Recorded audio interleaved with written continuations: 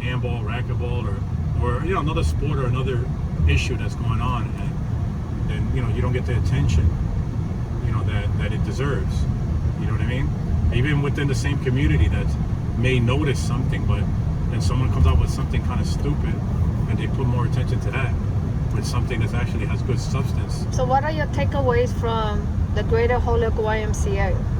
I think that that's inevitable. That it's inevitable that they're going to end up doing something different with those courts, because it was already presented. Every time somebody comes in that's new to a place, whether it's a workplace or in this case we're talking about YMCA's or into some political position or something good can happen or something awful can happen. Because the person that comes in, the person before that could have been working with you for 20 something years or even longer or even shorter, whatever, but they're at least familiar with what you're advocating for. Somebody comes in new and immediately all that work that comes in, it gets erased. Like you got to start back at square one and say, wait a minute, I went through, you know, all of this to get this and that done, and now you come in new and all the money we either fought for or what we were fighting and leading into a certain direction, you know nothing about it. You know what I mean? And then you come in and do something totally different. So now I got to go and convince you the same thing that it took me years to convince the other person before you. You know, that was probably just as challenging to, you know, to deal with as a new person coming in with their, you know, their ideas. You know what I mean? It's just a problem with places like that. You know what I mean? Because we can't be everywhere at the same time. You know what I mean? Because when we go over there, then we're not over here. And we have spaces and places that we already advocated for and actually did something. You know, like where Southbridge, they actually built the court. New Britain, they actually put the court up. You know what I mean? And then they added another court. You know, we advocated partially for the first court, you know, by trying to say, hey, we want to help and stuff like that. I don't like to take full credit when, you know, I don't like to do that kind of stuff. But as far as advocating for something and influencing something, we definitely had something to do with the first court anyway. The second one too, but they did that because of the first one, not because we said, hey, do Osgood, because that's not what it was. Because we didn't find out until we found out through Rafael, you know, Guzman about Osgood. We didn't know, which is great. And then obviously we rushed to it and get involved, you know what I mean? Because, oh yeah, and then when we spoke to the parks person, he said, yeah, it was because of some of your influence, because Eric Barbieri. Yeah, you know what I mean? So, and we're willing to work with people like that. And especially when someone is like that, then I'd rather put more of my time and energy into people that are actually supportive and understanding than people that are just like pulling teeth, you know, when it comes to trying to get something done in certain other cities that had history or have history, like Lawrence or Holyoke or something. You know what I mean? Springfield was a challenge. People don't understand. Springfield was a challenge, and to get those things done, it's great that they've come around to do those courts. But it was a challenge. I mean, but it's not like they never did courts before, because you had Kennefit and the one by the school that were built brand new in the mid to late 90s. So it wasn't like they didn't get a court done like when Worcester originally, dealing with camp and them removing courts left and right. You know,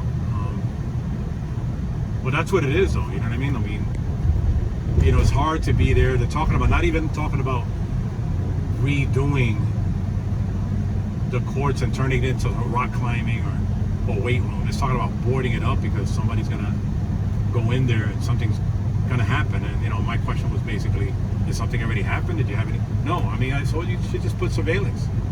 You don't have to remove it. Put surveillance and, you know, encourage people to use it. I think any Y or any Boys and Girls Club or any health club that has an amenity and it's not like a space, you know what I mean? Because it's not like a machine, like a treadmill. It's an actual recreational type space that's like a game or a sport or something. And it should be encouraged to be used, and it should be taught how to use. I remember when we had the memberships in Worcester, and people would give somebody a small hard ball and a racket to go play racquetball. No, I were not, and then I was thinking, first and foremost, the problem is you're giving them a small hard ball that's not even for racquetball. You know what I mean? You're giving them a handball, a real handball, to play with a racket, which they're probably going to kill themselves, because a lot of times I had to grab the small ball and give them an actual racquetball so they can play racquetball and encourage them. Hey, you got to get some eyewear. You're going to kill each other there. But you know, they were getting the wrong equipment. So sometimes the Ys in those places, they're not really in tune to the court sports. That's why a place like, let's say like Wayside, that hosts the ladies racquetball, and they're more on top of encouraging it. They're the ones that are doing it. Some member in there, somebody in there is actually being involved with the sport. So if they're getting involved with racquetball, then they're hosting tournaments, and not just tournaments. They're getting the ladies pro tour, whatever that is, with actual pro women playing in they call it the Boston Open, but it's in Marlboro. So that tournament, I think it started at the BAC, but in Boston. But that tournament there, and the people there, they're actually nurturing and supporting that. So a lot of these places should be doing the same thing. If you have a racquetball court, encourage the members to use it. Like, and then I would say I'm the type of person, I insist. Say, give racquetball a try, give handball a try. Like, encourage it. Free lessons over and over again until you get some takers. You know what I mean? Like, you keep doing it and make it very inviting and welcoming. You know what I mean? You make it very inviting so that way that people that experience it don't feel intimidated, don't feel uncomfortable, don't feel disrespected. Slurring my words because I'm driving and looking around to sure I don't. And don't feel excluded. We want to be inclusive. No, you always want to encourage people, because the sports are different for some people. It's not like just grabbing a basketball and throwing it in a basket. For some people, they find that a little bit easier. Although basketball at its highest level is extremely challenging. But anything else, that's why people kind of want easy and less intimidating. But you got to try to present that to handball and racquetball too, because I say racquetball is easier than handball. I mean, but if you go in there and hit the racket, the ball 180 miles an hour, and somebody's just starting, they're not going to want to go and do that. They're going to be like, what the hell is that? You could show off a little bit and display. Yeah, you could work your way up to actually hitting it hard, but that's not the most important thing. Just get in there, learn the game, learn what the basics of the game is. But I just don't think that. So what are people doing at a Y when they go in there? Because I remember working out, and yes, you have motivation to weight lift, to get on the treadmill or whatever, but a lot of those things, I'm going to be honest with you, they were boring. When I went downstairs, they said, what's the why? And I played handball and I played racquetball. Those were a lot more fun, and basketball too. They were fun, so you get a workout without realizing how much of a workout you're getting. Because when you got one more game in you, and then you go, you could do that. I did the boxing room at the West Y, and I really enjoyed it. Yeah, and you enjoy that, but the difference, only thing with boxing is, if you're just doing the training part, then it becomes part of the workout. Let's say if you go for a run. Some people really enjoy running. I mean, I haven't really ran for years. The therapeutic part of it, of actually experiencing a run, is great. Other than probably fall on the floor, I have cramps and whatever else would happen to me after running. But I'm saying, but the playing of a sport, because of the game, and because of the camaraderie, because of the fellowship of connecting with another person or other people, makes you want to do it again. Like what we just did at Crompton with the other man that just came over, Chino. With Tito Lopez? No, with Chino, the one that invited us to go to. His name is Tito Chino Lopez. Yeah, there you go. Yeah. So it was just fun. It was his first time. He was very athletic already, so he had that advantage. But it's just inviting someone. You have a good time, you have fun, and maybe they'll come again. But that's what I'm trying to say. Like, it's fun, and then you're gonna try. Hey, can you do one more? You do one more. Just like when you try something and you're just getting the hang of it, and then they want to stop it. I say, no, wait, but I'm just learning this. I don't want to stop yet. And then you get more, and then you get more of a workout out of it. If you get that connection with the person, it could be us trying something else too. You know what I mean?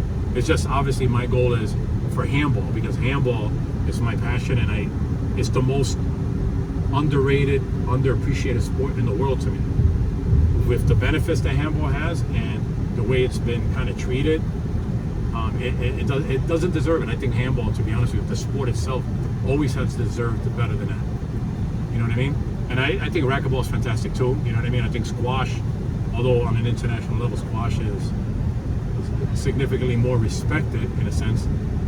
But I mean, it's a great sport too.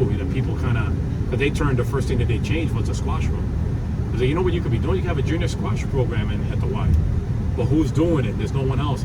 Because a lot of times what happens with those junior squash programs is either going to be at a college somewhere, or is it going to be at a place that's more for people that don't have the money to actually play it, and everybody wants to talk about affordability and things like that, so people can get to, and then they can't really they don't get exposed to that.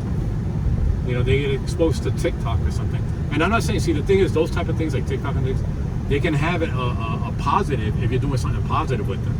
So it's not like just downing that. I'm trying to say if you're only doing something that is just not physical, you know what I mean? I think we all need something physical. You know, we all need something that's a little bit more physically challenging. I'm not saying that all that other technology is not wonderful in its own way, because it definitely is. You know what I mean?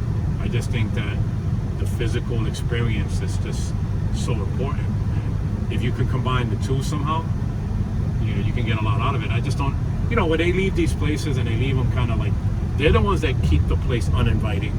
You know how like in the Y, or like I say Worcester or those other places, they make a new kid area or a new youth area. They make it, they paint it all up. They make it so they put all this technology or whatever you want to call it. And they tried that a few times. Like when they did that in Worcester, we see what they did at court number 6.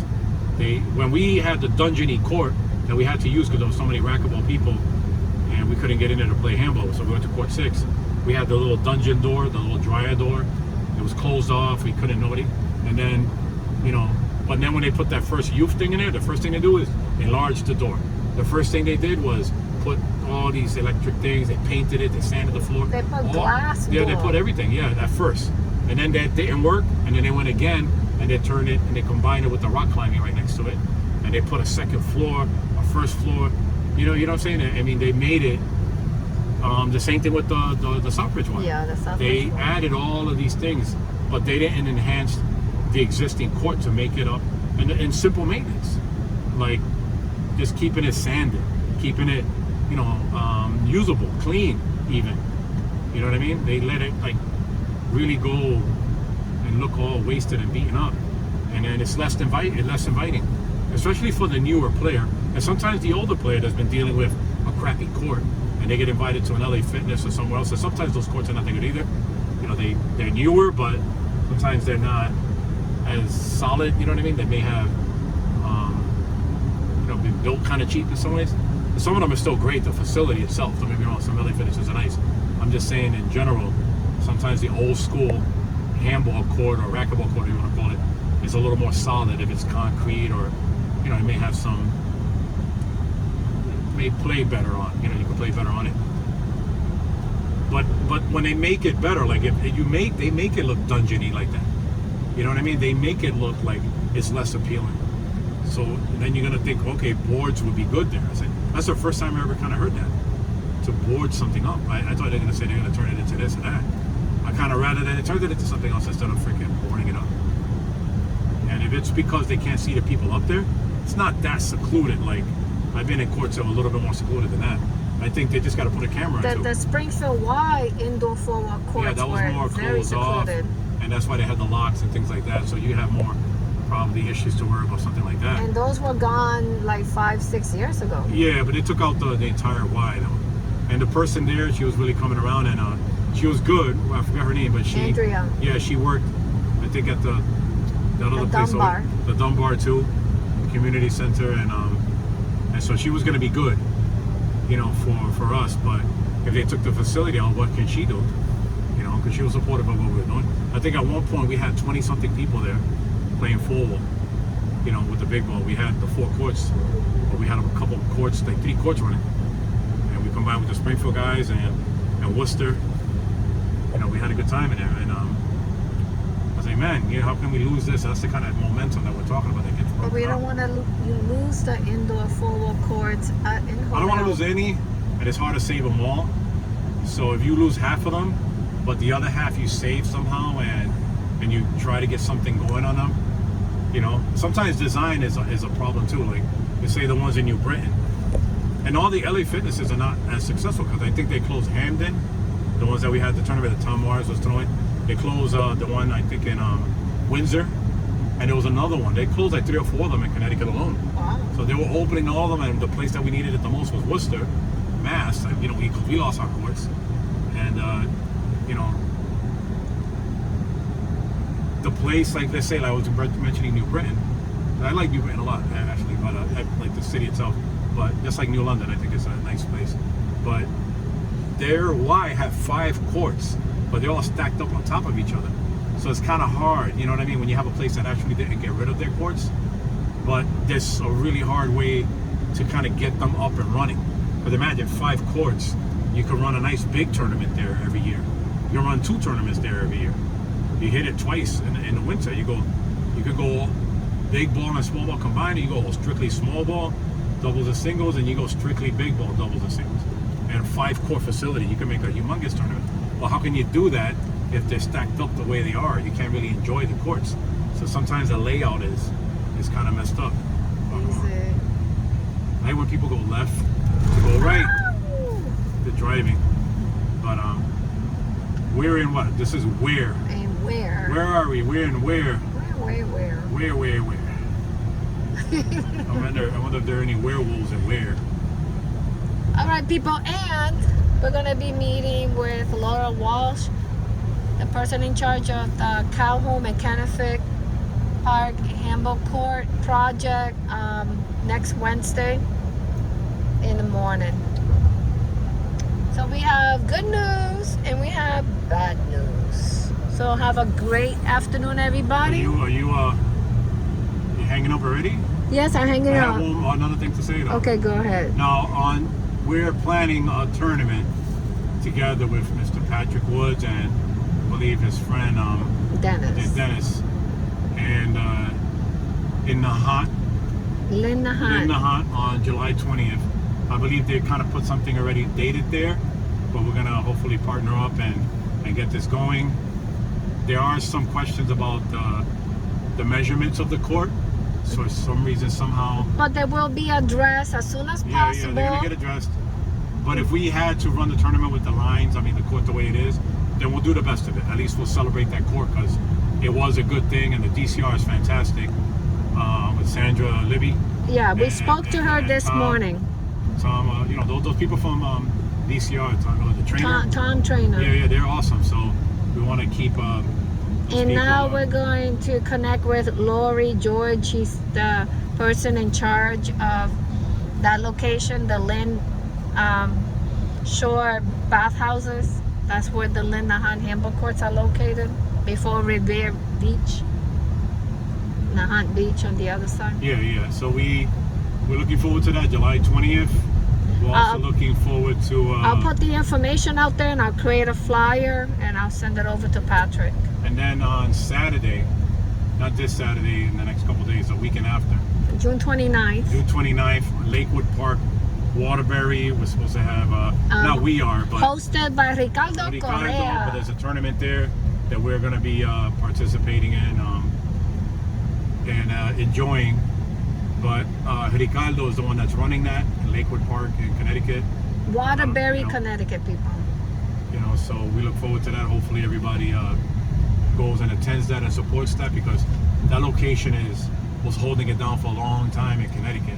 It was Waterbury, Lakewood Park, and you know, along with the older Stratford court was getting down, but I mean, the Lakewood Park over there was really struggling with their only one court at one time. And they were holding it down for handball in Connecticut for a while. It was Hartford too, Cole Park and a couple of other places, but Waterbury was doing some good things. And it's unfortunate, and ended up with a new court, but that's why it's important. That's why I want that the courts, when you're dealing with contractors and stuff, that you watch what they're doing. A lot of times they know what they're doing, but sometimes they make some mistakes that they cut corners, and you got to know. And at the expense of, a lot of times, it's the freaking handball. So that wall that they made over there with almost steps on the wall, literally, you could rock climb on the wall. Like, there was some parts there, if you stick your hand there, you could climb up to the top of the court. I was like, what the heck is this? You could rock climb to get a shot? You could climb on the court and grab the top, because there was like these indents. I was like, what the heck? I never seen that ever. It was one of the worst like parging things I've ever seen. And that Speedy tried to grind that out and everything. That's the Waterbury friend. He tried to grind that court down with other people. I think Darren did the lines there. I mean, they were trying to help that court. And what I should have done is get in touch with whoever's in charge of the yeah, definitely Waterbury Parks and Rec project manager to address that problem. The contractor should have been held accountable and not get his pay or have to fix it. You know what I mean? Because they're on the contract. You got to give some kind of warranty to what you're building. especially with municipalities, like, you know, that you bid it on that probably, and then you're gonna do a shit job. You can't do that. You gotta hold those people accountable. Now, these people, they probably work fantastic in Springfield. It's just that you can't cut a corner like that. That's crucial to us, because if we don't have running space, then it defeats the purpose of getting a court done in 2024 that you've been waiting for freaking half your life. And then you're gonna get something in a you know, that's supposed to be monumental in a sense, like this is gonna be great, great court. That's a and big then they deal. go and make 4 or 5 feet of running space again. I don't know. Especially when you have another freaking 20 feet on each side. You know, you have the space, so there's no excuse. You just want to do some weird thing with your laser. That shit doesn't make sense to me. It pisses me off because it's a big mistake. I said, well, I can't play handball like that. Nobody, you could play, but why should you be subjected to being subjected to some other crappy court? You know what I mean? Or a court that has limitations. I don't want limitations. You know what I mean? I want to be able to run and not crash into a fence, or like the other one. You either have a fence that has no running space, you know, or you have no fence where you got to chase every ball. You know, you can't just build the thing right like New Britain has been doing, and like Southbridge, that's doable. You might have a softball flying at your head every now and then, but Heads up! yeah, that's the only thing. And that's, you know, what sucks about that is, you know, and it's great. I love Southbridge and everything and what they did over there, but all it takes is that one time, and I'm hoping that it never happens. Doing. But, you know, it's like you keep looking around.